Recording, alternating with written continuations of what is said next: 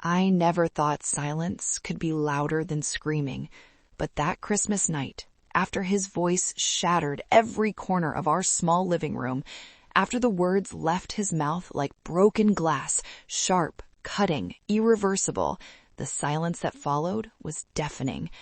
I sat on the cold kitchen floor, knees pulled to my chest, staring at the half-decorated Christmas tree we had put up together just 2 days ago. The lights blinked slowly. Red, green, gold. Red, green, gold.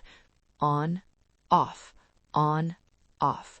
Like a heartbeat that didn't know if it wanted to keep going. My hands were still shaking. Not from fear, from shock. Because the man who screamed at me tonight, the man whose voice I didn't recognize anymore, was my husband, David. The same man who used to leave little notes in my lunchbox. The same man who held my hand during my father's funeral and whispered, "I'm here. I'll always be here." The same man who, 3 years ago, knelt in front of me in a park full of strangers and asked me to spend my life with him. And I said yes. I said yes because I believed him. I believed in us. But tonight, he looked at me like I was a stranger. And maybe I was. Maybe we both were. I don't know when it started. The distance, the coldness, the feeling that we were living in the same house but walking on different planets. But tonight, it exploded. And now, sitting here alone in the dark with the smell of burnt gingerbread cookies still hanging in the air, I couldn't help but wonder, how did we get here? And more importantly, what happens now? The clock on the wall ticked softly. 11:47 p.m. 13 minutes until Christmas. 13 minutes until the day that was supposed to be about love, warmth, and togetherness. But all I felt was cold. So cold. I wrapped my arms tighter around myself, but it didn't help, because the cold wasn't coming from outside. It was coming from within, from the empty space inside my chest where hope used to live. I heard footsteps upstairs, heavy, slow. David. He was pacing in our bedroom. I wondered if he regretted what he said. I wondered if he was angry at himself, or if he was angry at me. Still, always. I closed my eyes and let the memory wash over me again. It started so small, so stupid. We were decorating the tree together. He was untangling the lights and I was hanging the ornaments, the ones we'd collected over the years. Each one had a story. The little wooden reindeer from our first Christmas together, the silver bell from the trip to his parents' house, the angel ornament my mother gave me before she passed. I held it carefully, running my fingers over the delicate wings. And then I said it. I wish she was here. Just that. A quiet wish, a whisper. But David stopped. He looked at me, and I saw something flicker in his eyes. Something sharp. "She's not," he said flatly, "so let's not do this." I blinked. Do what? "This," he said, gesturing vaguely. "The sadness, the nostalgia. Can we just have one normal Christmas?" I wasn't trying to. "You always do this, Emma," he cut me off. "Every holiday, every celebration, you turn it into a funeral." My chest tightened. "That's not fair." "Isn't it?" His voice was rising now. "We can't have one happy moment without you dragging the past into it." "She was my mother, David, and she's been gone for 2 years," he snapped. "At some point, you have to move on." The air left my lungs. I stared at him, unable to speak. Because it wasn't just what he said, it was how he said it. Like I was a burden, like my grief was an inconvenience. "Move on?" I whispered. "Yes," he said, his jaw tight. "Move on. Let go. Stop living in the past and start living in the present. With me, if you even want to anymore." What is that supposed to mean? "It means I'm tired, Emma," his voice cracked, loud and raw.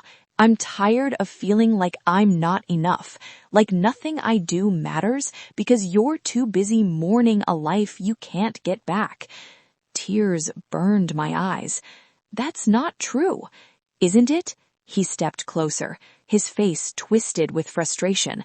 When was the last time you looked at me, really looked at me, and smiled? When was the last time you laughed? When was the last time you acted like you actually wanted to be here, with me?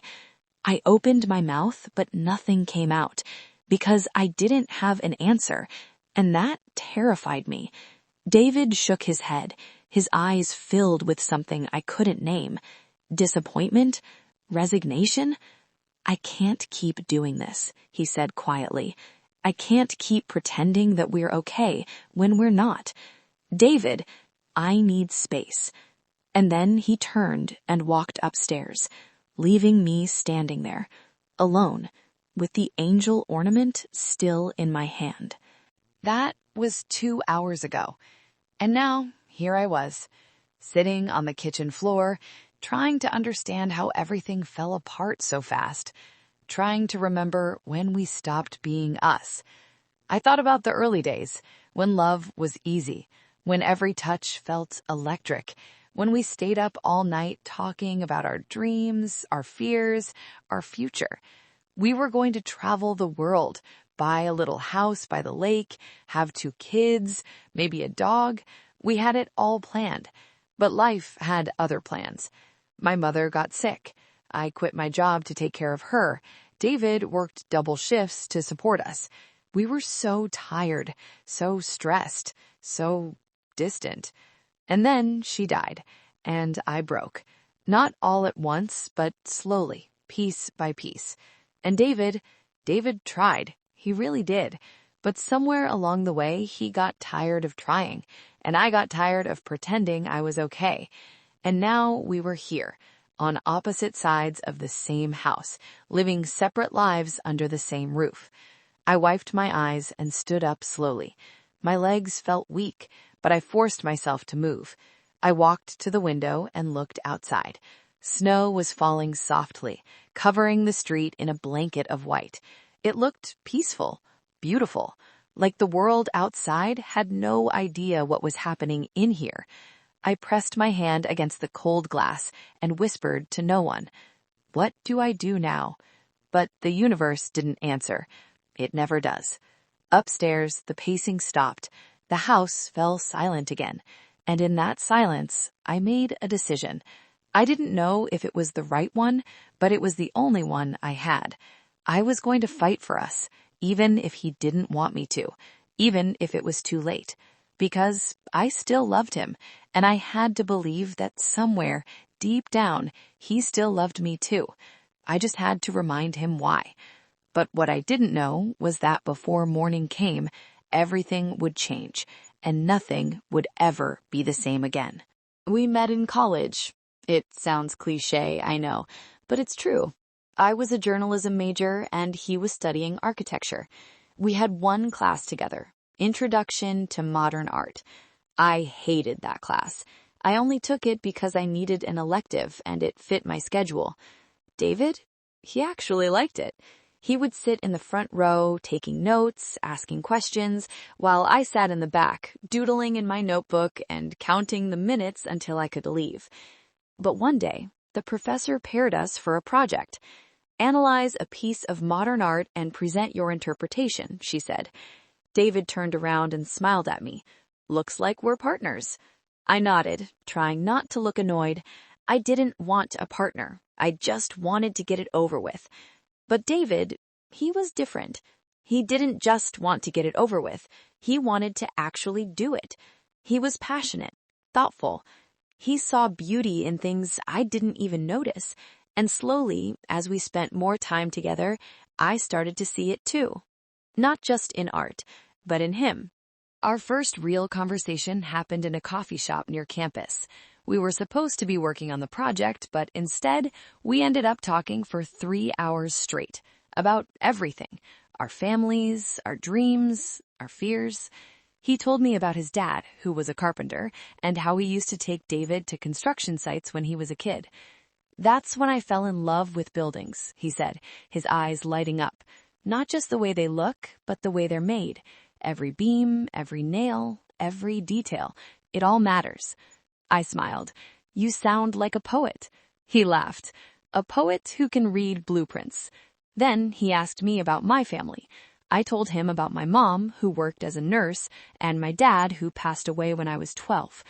He had a heart attack, I said quietly. One day he was here, and the next, he wasn't. David reached across the table and took my hand. I'm sorry, he said. And the way he said it, it wasn't just polite, it was real, like he actually cared. And in that moment, I felt something I hadn't felt in a long time. Safe. We started dating a few weeks later. It was slow at first, careful, like we were both afraid to ruin something good, but eventually the walls came down and we let each other in. David was the kind of person who remembered little things, like how I took my coffee, or the fact that I hated onions but loved garlic, or that I always wore my dad's old watch, even though it didn't work anymore. He noticed things other people didn't, and he made me feel seen, really seen. After college, we moved in together, a tiny one-bedroom apartment in the city. It wasn't much, but it was ours. We painted the walls together, built furniture together, fought about where to put the couch together, and then laughed about it later. Those were good years, simple years. We didn't have a lot of money, but we didn't care, because we had each other, and that was enough. Then, 3 years into our relationship, David proposed. It was nothing fancy, no fireworks or grand gestures, just the two of us in the park where we had our first date. He got down on one knee and said, I don't have a perfect speech, I don't have a perfect plan, but I know one thing for sure. I want to spend the rest of my life with you. So, will you marry me? I didn't even hesitate. Yes, and I meant it with every part of me. We got married 6 months later. A small ceremony, just close friends and family. My mom was there, smiling so big I thought her face would break. She pulled me aside before I walked down the aisle and said, He's a good one, Emma. Hold on to him. I hugged her tight. I will, Mom, I promise. And I meant that too. But promises are easy to make, harder to keep. The first year of marriage was bliss. We were still in that honeymoon phase where everything felt new and exciting. We cooked dinners together, watched movies on the couch, talked about the future like it was something we could hold in our hands. I want to design our dream house one day, David said one night, tracing invisible blueprints on my arm. Big windows, lots of light, a room just for you to write. And a garden, I added, with wildflowers. Of course, he said, kissing my forehead. Whatever you want. I smiled, because I believed him. I believed in us, in the life we were building. But then my mom got sick. It started with small things, forgetting names, losing her keys, getting confused about what day it was. At first, we thought it was just stress, but then it got worse, and the doctors told us the truth. Early onset Alzheimer's. I felt the ground disappear beneath me, because I knew what that meant. I'd watched my dad die suddenly. Now I was going to watch my mom die slowly, and there was nothing I could do to stop it. I quit my job to take care of her. David supported the decision. Family comes first, he said. We'll figure it out. And we did, for a while. But it was hard. Harder than I expected. Watching someone you love forget who they are, it breaks you in ways you don't see coming. Some days my mom didn't recognize me. Other days she thought I was still a little girl. She would ask about my dad, and I would have to tell her over and over that he was gone. And every time it was like hearing it for the first time, for both of us. David tried to help. He really did. But he was working long hours trying to keep us afloat financially, and I was drowning emotionally. We barely saw each other, and when we did, we were too exhausted to talk, too drained to connect. We started drifting, slowly, quietly, like two boats untethered from the same dock. My mom passed away 2 years ago, on a Tuesday morning. I was holding her hand when it happened. She looked at me one last time and smiled, a real smile, like she knew me again. And then she was gone. I thought losing her would be the hardest thing, but it wasn't. The hardest thing was coming home to David and realizing we didn't know how to talk to each other anymore. We didn't know how to be us anymore. We were strangers living in the same house, going through the motions, pretending everything was fine. But it wasn't. And tonight it all came crashing down. And what I didn't know was David had been hiding something too, something that would change everything. The morning after Christmas Eve, I woke up on the couch.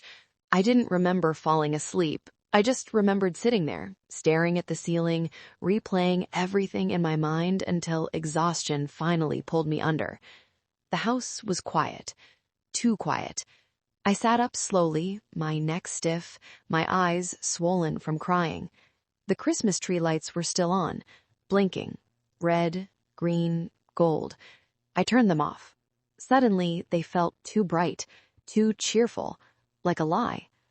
I walked into the kitchen and saw a note on the counter, David's handwriting. Went for a walk, need to clear my head. D. That was it. No, I'm sorry, no, we need to talk, just need to clear my head. I crumpled the note and threw it in the trash. Then I made coffee, strong, black, the kind that burns your throat.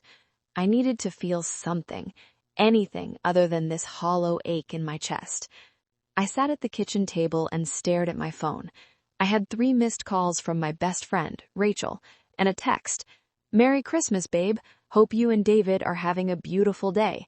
Call me later. Love you. Red heart. I didn't respond, because how do you tell your best friend that your marriage is falling apart? How do you admit that the person you thought you'd spend forever with now feels like a stranger? How do you say out loud that you don't know if love is enough anymore? I heard the front door open. Footsteps. David. He walked into the kitchen, his coat still on, his cheeks red from the cold. He looked at me. I looked at him. Neither of us spoke. The silence stretched, heavy, unbearable. Finally, he cleared his throat. We need to talk. My stomach dropped, because I knew what those words meant. Nothing good ever followed, we need to talk. I nodded. Okay. He sat down across from me, his hands folded on the table, his eyes anywhere but on mine. I've been thinking, he started. About us. My heart was pounding. And he took a deep breath. I don't think this is working anymore, Emma. There it was, the words I'd been dreading, the words I knew were coming but still weren't ready to hear. What do you mean? I asked, even though I knew exactly what he meant. I mean, we're not happy. You're not happy. I'm not happy. We're just existing, going through the motions, and I don't think that's fair to either of us. So what are you saying? My voice was shaking now. You want to give up? I'm saying maybe we need space, time apart, to figure out what we really want. I know what I want, I said, my voice breaking. I want us. Do you? He asked quietly. Because it doesn't feel like it. I stared at him, tears streaming down my face. How can you say that? Because it's true, Emma. You haven't been present in this marriage for 2 years. Ever since your mom died, you've been somewhere else. And I've tried. I've tried to be patient, to give you space, to be there for you, but it's like you don't even see me anymore. That's not fair. Isn't it? His voice cracked. When was the last time you asked me how I was doing? When was the last time you cared about what was going on in my life? I opened my mouth, but no words came out. Because he was right, and I hated that he was right. I'm drowning too, Emma, he said, his voice barely above a whisper. But you're so caught up in your own pain that you don't even notice. I'm sorry, I whispered. I know, but sorry doesn't fix this. He stood up. I'm going to stay at Matt's for a few days. Give us both some time to think. David, please. I'll call you, he said, and then he walked out. The door closed softly behind him, and I was alone again. But what I didn't know was that David wasn't just leaving to clear his head. He was leaving because he couldn't tell me the truth. Not yet. 3 days passed. 3 long, silent, agonizing days. David didn't call. He didn't text. Nothing. I tried to keep myself busy. I cleaned the house, organized closets, baked cookies no one would eat, but no matter what I did, I couldn't stop thinking about him, about us, about what went wrong. On the 4th day, Rachel showed up at my door. "You've been ignoring me," she said, walking in without waiting for an invitation. "I've been busy." Busy wallowing? I didn't answer. She looked around the house, taking in the half-decorated Christmas tree, the dishes piled in the sink, the general air of sadness that hung over everything. "Emma, what's going on?" I told her everything. The fight, the things David said, the fact that he left. By the time I finished, I was crying again. Rachel pulled me into a hug. "I'm so sorry," she whispered. "I don't know what to do," I said. "Have you tried calling him?" 100 times. He won't answer. She pulled back and looked at me seriously. "Emma, there's something you should know." My chest tightened. "What?" She hesitated. "I saw David yesterday." "Where?" "At a coffee shop downtown. He was with someone." My blood ran cold. "Who?" "A woman. I didn't recognize her. They were talking. It looked intense." I felt like I'd been punched in the stomach. "Are you sure it was him?" "Positive." I sank onto the couch. "Did he see you?" "No, I left before he could." My mind was racing. A woman. David was with another woman. Was he cheating on me? Was that why he left? Was that why he'd been so distant?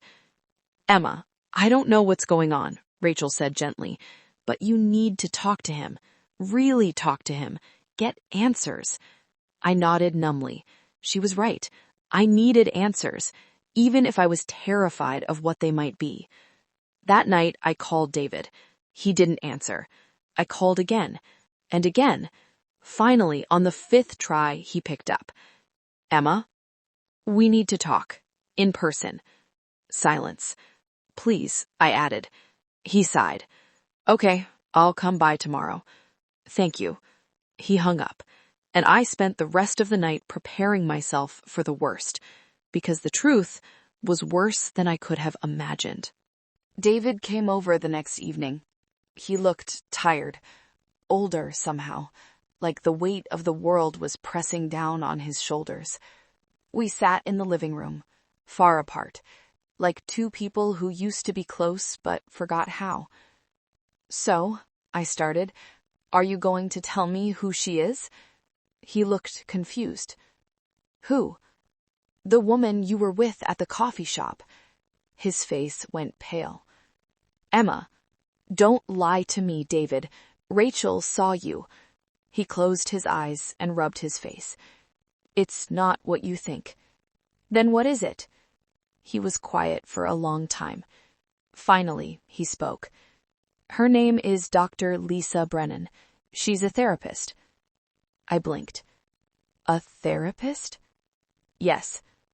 "Why are you seeing a therapist?" "Because I'm struggling, Emma. I have been for a long time."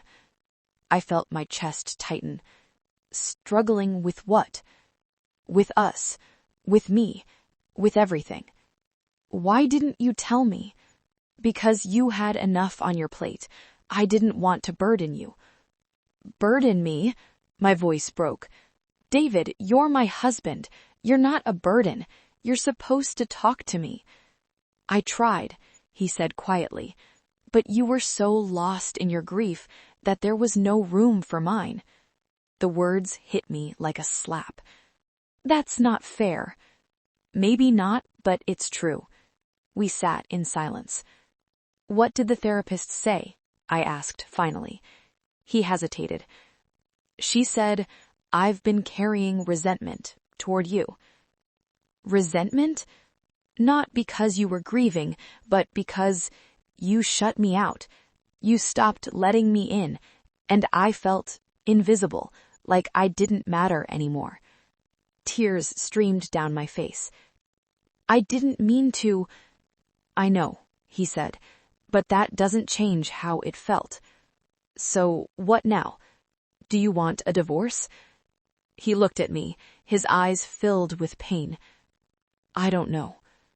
Those 3 words broke me, because hope is the cruelest thing when you're already broken. I couldn't. David's words echoed in my mind. I don't know. Not yes, but not no either. Just, I don't know. And somehow, that was worse. The next morning, I made a decision.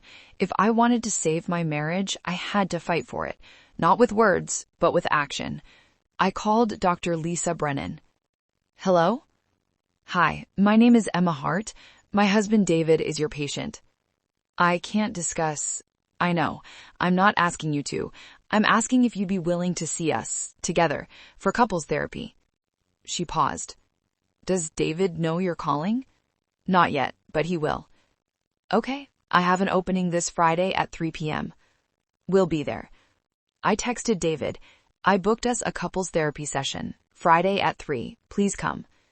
He didn't respond for hours, and then, finally, okay. 1 word. But it was enough, because sometimes 1 word is all you need to start again. Friday came.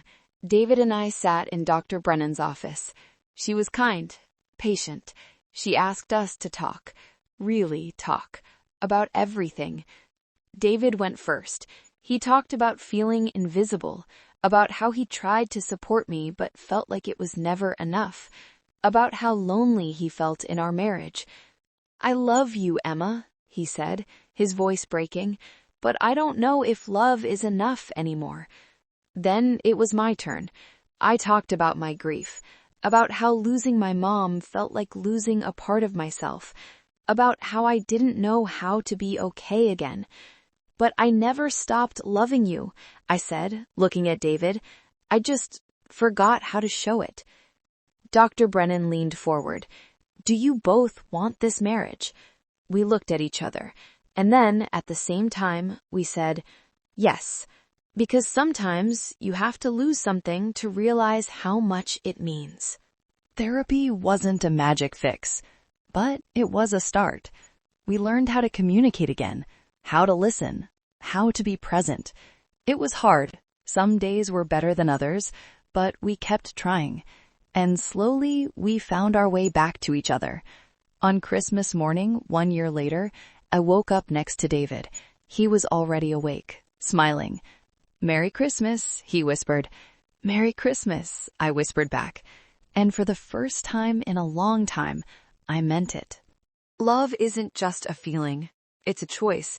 A daily choice to show up, to fight, to try, even when it's hard, especially when it's hard. Marriage isn't about finding the perfect person. It's about building a life with an imperfect person and choosing them every single day. David and I almost lost each other, but we didn't because we chose to fight, not against each other, but for each other. And that made all the difference. So if you're struggling in your relationship, remember this. Communication is everything. Don't shut your partner out. Don't assume they know what you're feeling.